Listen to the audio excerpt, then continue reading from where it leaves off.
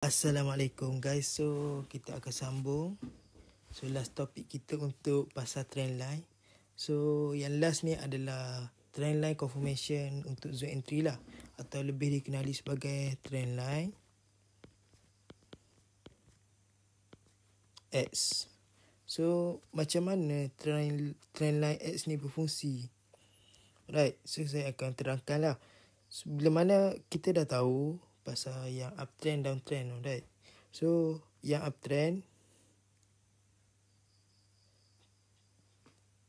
so candle akan berada di atas,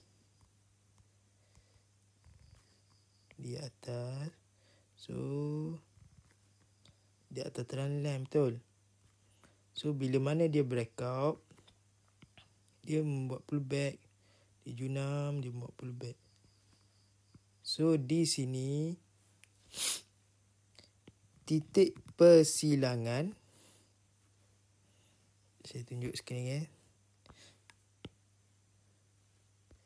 So di sini titik persilangan. Alright, so bila mana dah breakout, so adalah penukaran trend. Dari sini penukaran uptrend ke downtrend. Okay, macam mana? Pada uptrend ke downtrend, so kita akan garis uptrend. Lepas tu ini satu. So kita akan garis keduanya adalah downtrend. Jadi titik persilangan, saya akan tukar ni titik persilangan yang ni adalah point entry kita, ataupun lebih dikenali sebagai perubahan trend kita. Jadi kita dapat tahu ni adalah perubahan. Okey, saya bagi satu contoh. Ni adalah perubahan trend yang berlaku dalam gold sebelum ni. Right, bila mana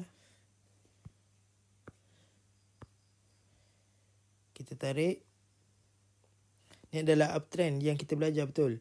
Right, so macam mana kita nak tahu dia downtrend, penukaran?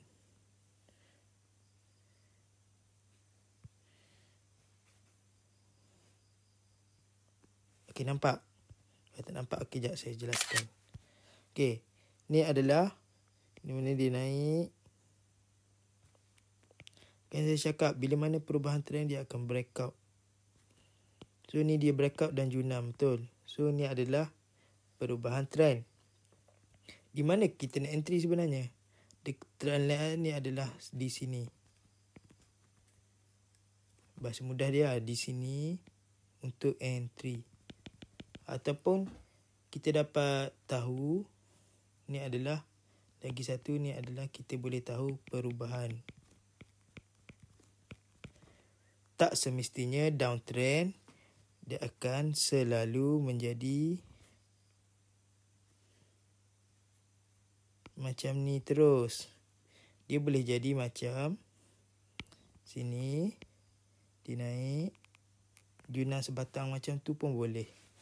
Alright, itu sahaja daripada saya. Sekian, terima kasih.